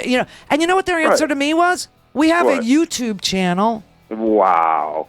Absolutely. And you go to the web page, and the first thing that pops up in the front of your face is freaking donate. Yeah, get out of my face with I know. that nonsense, I said the same damn thing. I tried. I really did. I really, really did. But, It's just absolutely. I mean, the Democratic Party, man, I appreciate the older folks. And like you said, I called like 3 or 4 Democratic parties in different counties down here in Georgia. answering machine. And again, bless their heart, but all of them just seem like older. You know, you can just tell that I called the Democratic Party in Washington, D.C., just seem like they were older, man. The Democratic Party, Progressive Party, whatever you want to call them, needs better candidates and better messaging. They are getting killed on these messages, letting these Republicans just hijack issues and just whatever they say. And like you said, and so what? Invisible Guide, if you get caught up with a corporation, how is that any different than a startup company? You get started, people see that you're doing something and being progressive, and that's when the money rolls in. Absolutely. So don't be embarrassed, and hopefully somebody will sign you up and give you as much money as they did with that fraud behind Tea Party. I hear you. I'm so for that. Thank you. All right, girl. Bye. Yeah. Bye. Yeah, that was... I can feel it. I can feel every word. I feel it because, like I said, for how many years have I sitting here spitting out of 2010? I was sitting there. We were on God knows how many radio stations trying so hard, and you just didn't show up. You just didn't vote. You just didn't do it. And we lost our best chance at getting into the 21st century. And now, yesterday I was talking to I guess Jeanette. She was brilliant, and I said, we're going back to the 1950s. She said, no, we're going back to the 1850s. 47 after. The Randi Rhodes Air Force. The Randi Rhodes Show. He's live.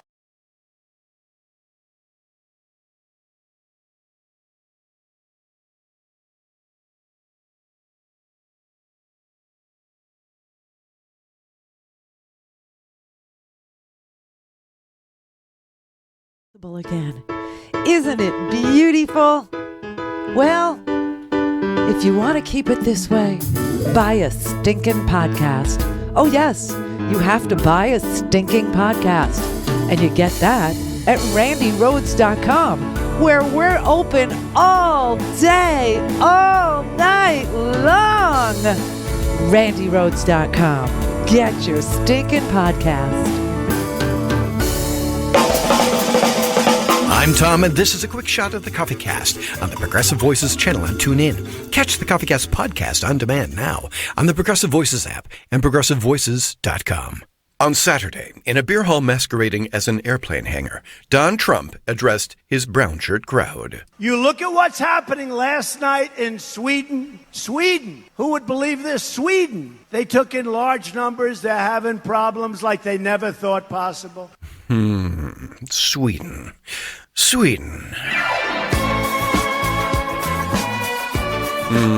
Maybe not that Sweden. Let's check into last Friday night.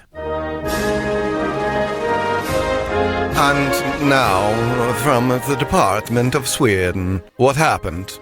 Last night, 3:24 p.m. Central European Time, a man set himself on fire at Sergels Torg, a plaza in central Stockholm. He was taken to the hospital with severe burns. There is so far no information on his motives, but the intelligence service is not part of the investigation. At 6:42 p.m., the famous singer Ove Thörnqvist had some technical problems during rehearsal for his singing competition, Melodifestivalen. However, the 77 plus 10-year-old singer, making him 87-year-old singer, still managed to secure the victory the very next day. Praise Sweden. 8:23 p.m., a man died in hospital after an accident in the workplace earlier that day in the city of Burkras. At 8:46 p.m., due to harsh weather in the northern parts of Sweden, the road E10 was closed between Kattersjak and Riksgränsen. Due to strong winds and snow in the region, the Met Office also issued an avalanche warning. At 12:17 a.m., police officers initiated a chase for a fleeing Peugeot through central parts of the Swedish capital of Stockholm. Just a moment, please, while I enjoy a sip of Swedish coffee. Yeah, so good. Back to the report. The pursuit ended in police officers ramming the suspect at Engelsbrektsgatan. The driver is now accused of driving under the influence, traffic violation, and car theft. And that, with an outrageously bad Swedish accent, is what happened last night in Sweden. God bless the Swedish people and the Bowling Green massacre. I'm Tom from the CoffeeCast podcast, on demand now on the Progressive Voices app or Progressive Voices on TuneIn, Stitcher, and iTunes. The Randy Rhodes Show is brought to you by our partners at ITM Trading. Call them at 1-888-OWN-GOLD and ask for a free gold kit. 1-888-OWN-GOLD. All things Randy at randyrhodes.com. Go for launch. Speaking truth to power, the Randy Rhodes Show. How you doing? Oh, I've been busy. I'm on Obamacare. If it wasn't for Obamacare, we wouldn't be able to afford insurance. With all due respect, sir, you're the man that talked about the death panel. Yep. We're going to create one great big death panel in this country that people can't afford to get insurance. Don't repeal Obamacare. Improve it, for God's sake.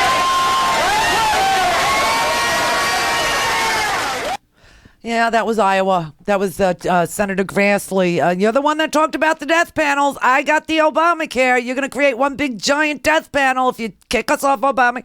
I mean, what is that? That guy's probably like 64 years old. He's probably a year before Medicare. And he's got Obamacare. Can you imagine what it would cost him to go out and get health insurance without the subsidy? I mean, come on. This is and of course nobody brings up Marco Rubio's little let's kill the high risk corridors. Let's renege on the payment that we agreed to pay the insurance carriers to take these people, the older people, the people with pre-existing conditions, the people with chronic conditions, the people with diabetes, the people with muscular sclerosis, the people with, let's just like stiff them. And they'll pull out of the they'll pull out of the exchange, and then we could sit there and say, see, it's imploding upon itself. It's imploding. It was so nefarious and so quiet. And I mean, if you didn't read a newspaper, you would never know that happened. But it was in the New York Times and it was in the Washington Post. It was a front page story and nobody saw it. Nobody saw it because nobody talks about it. I was watching a reporter, I won't even say her name, on CNN this morning, and they were asking her about this myth that these senior citizens or these 50-somethings or whatever, that they're the ones that are showing up to the town halls and that they're being paid. This whole thing with Trump, they're being paid, they're being organized, and they're being paid and blah, blah, blah.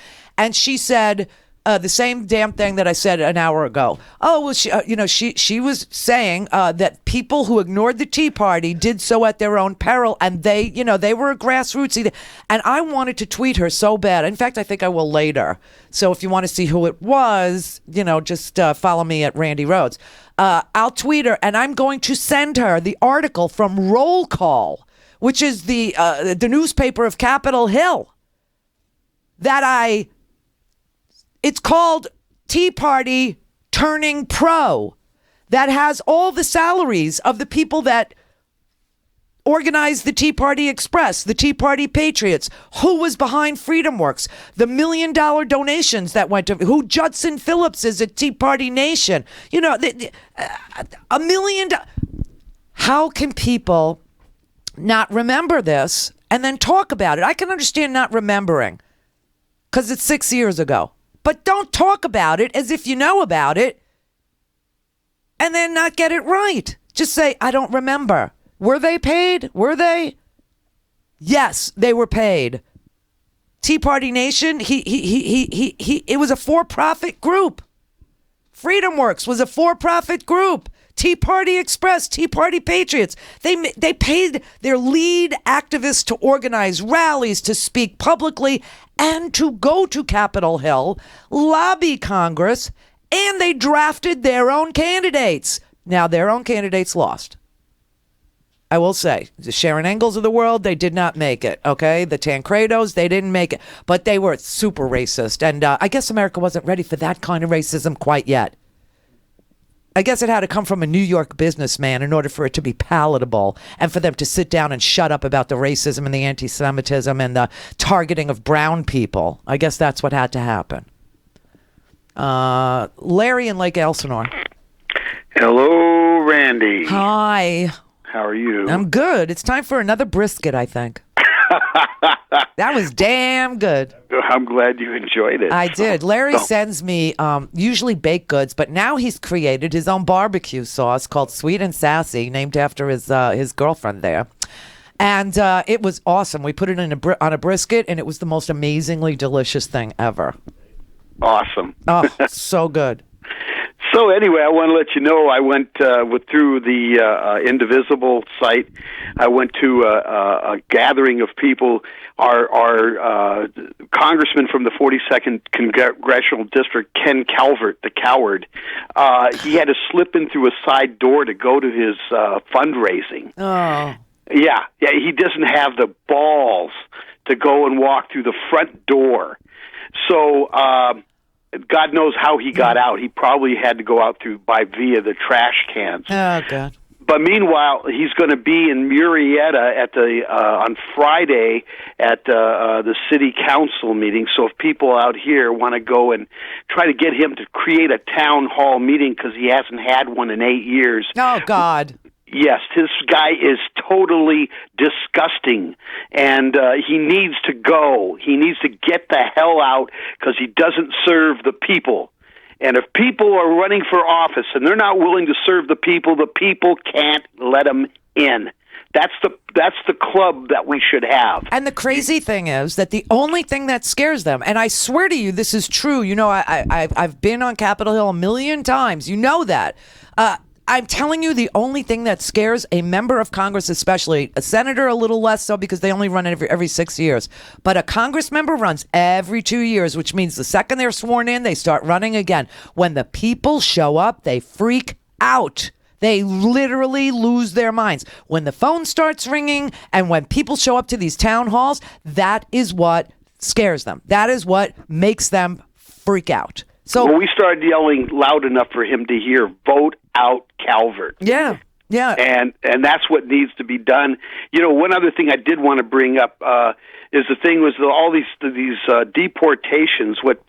These Americans that are in favor of it, I only ask them one question: where are you going to get your fruits and vegetables? Because when they kick all those people out, the fruits and vegetables are going to be rotting on the vines. And then we're going to have to get our foods from Mexico. And Mexico's going to realize, geez, we got no competition now. And they'll raise their prices through the roof. And who's going to get hurt? This country is going down. And it's going down because of this so-called, and I'll call him so-called president. It's time for him to go. I agree. And they just don't have the spine. They don't have the backbone. The stuff that this man said prior to becoming the president and then after becoming the president. I mean, seriously, Larry, he was asked 3 times. That's another thing the news gets wrong. He wasn't asked twice, by the way. He was asked 3 times. What are you going to say when, about all these anti-Semitic incidents, about all these bomb threats into these Jewish community centers? The first time he was asked was with Benjamin Netanyahu, who is a disgusting person, for standing there and giving him permission to be an anti-Semite by saying, I know him, and he's not anti-Semitic. He said, I won. That was his first answer. His second answer, when the Orthodox Jewish reporter asked him, he said, sit down, shut up, okay? He said, you're not friendly. You said you were friendly. You lied to me, okay? Even though that person was very careful to say, nobody in my community thinks you're anti-Semitic. Nobody. No, I've never heard it said, but I want to know what we're concerned about. I want to know, what are you going to do about the 48 bomb threats? Now it's 71, okay? What are you going to do about the 48 bomb threats? And he told the guy to sit down and shut up and that he was a liar. And then the third time he was asked, he said, it's the Democrats that are doing it. Right, and the other thing that kills me is that he wants a pass because his son-in-law is a Jew. He wants a pass because his daughter converted. Well, guess what? I'm a Jew, and you don't get a pass. That's all there is to it. And when he read that thing, that so-called, denouncing anti-Semitism, he couldn't even sound convincing when he was reading it, for God's sake. I know. It's horrible. I mean, go a little deeper into the thesaurus, and it's heinous, it's ugly, it's wrong. I denounce it. People should rot in hell who practice this kind of fear mongering and hatred. But, right. Yeah, thanks, Larry. Thanks, bye. Thanks. Just as an aside, are we done? Go ahead. Okay, I was going to say, just as an aside, remember that each Nazi had their favorite Jew. So having a Jewish son-in-law is not a pass. That's all I'm saying. Schindler. Okay? Right? Yeah. All right, it's late. It's late. So our friend Britt Summers is going to be back to tell us what that's all about. All right, so as I said, it's a busy Wednesday on the program. We'll take a break. We'll hear today's What's News, because it covers both the water protectors. There's no immediate harm, but he did schedule another hearing for February 27th. However, the Army Corps of Engineers designated Wednesday, February 22nd at 2 p.m. as the deadline for everyone to clear out of the camps, where the number of water protectors had already dwindled from about 10,000 a few months ago to just a few hundred today. Water love, deep in the ground, but there ain't no water here to be found. Someday, baby, when the river runs free, gonna carry that water of love to me. The showdown comes on the heels of increased pressure by Donald Trump, who last month attempted to push through the final construction of the contested $3.8 billion pipeline, which will transport oil along a 1,172-mile route that includes land sacred to the Standing Rock Sioux tribe and travels underneath the Missouri River, which the tribe and 17 million others throughout the country depend on for drinking water. Don't drink the water. Don't drink the water. There's blood in the water. Don't drink the water. Speaking of oil and water, today's What's News salutes Congresswoman Maxine Waters for mincing no words on All In with Chris Hayes. I believe that Tillerson's real job is to get in here and get those sanctions lifted. But all of them want them lifted because this Klan, this Kremlin Klan, is all about getting the oil and gas money and doing the drilling. And they need this president to get these sanctions lifted. And it's oil. Don't buy it at the station.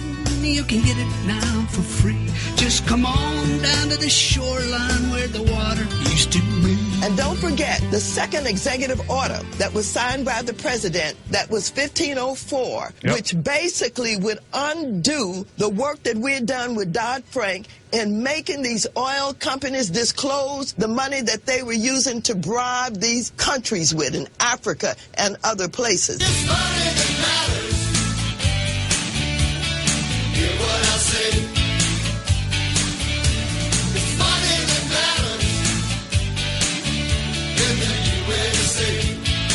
And so 1504 was very important because Exxon will not have to disclose all of the bribes that they're doing. But these people are all organized around oil and gas. Why are they all in this administration? Why are they all so close to them? And you alluded to and talked about what is going on with this proposal that is being pushed by Michael Cohen, the president's personal lawyer, who delivered the document, Felix F. Sater, a business associate who helped Mr. Trump scout deals in Russia, and a Ukrainian lawmaker trying to rise in a political opposition movement shaped in part by Mr. Trump's former campaign manager, Paul Manafort. Can't people see what's going on? $1 million isn't very much. Why do you think they hacked into our election? They hacked into the election because they have to make sure that Donald Trump got elected. I had to pay him back, and I had to pay him back with interest. So that he could help them with what I think is a huge deal. Excuse me. Not only to lift these sanctions, but to take over all of these Soviet countries and pull them back into the Soviet Union so that they could have access to all of these resources. I didn't start. It's clear to me. And I just think the American people had better understand what's going on. This is a bunch of scumbags. That's what they are. Those are very strong words, organized around making money. Who do you mean by that when you call them scumbags? Who are you talking about? All of these people who are organized with these oil and gas interests that's in the administration and friends you're calling the of the President of the United States, this back channeling that you see, these are a bunch of scumbags. Secretary That's of State, what they are. you mean the Secretary of State of the United States? Well, I tell you this, Tillerson is there to get these sanctions lifted. I believe it. Just watch him. He's going to continue to work on it. This is important for him. He was there because he negotiated the deal for Exxon with Putin.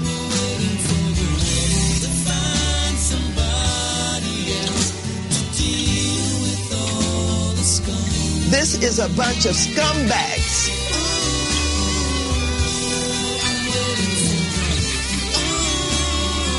$1 million isn't very much.